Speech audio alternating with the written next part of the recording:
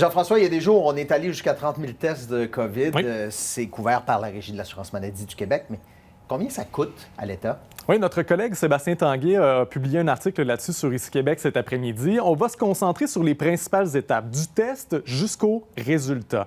Commençons par les prélèvements. En moyenne, ça coûte 31 $ par prélèvement et là-dedans, on ne compte que les coûts en ressources humaines. Les autres frais, on va y revenir un peu plus tard.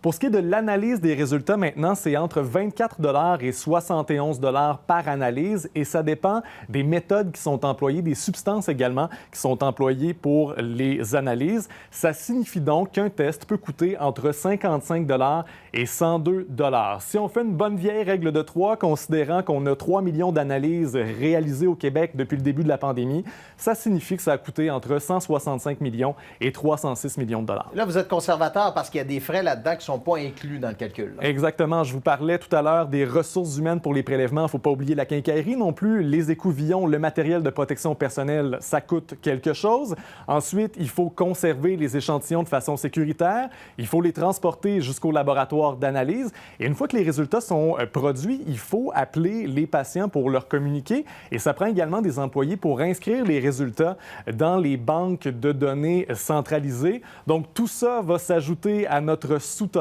qui est au-dessus. Ouais. Ça commence à faire pas mal d'argent. On aura un jour le fin mot de l'histoire. Oui. Merci, Jean-François. Bonne soirée.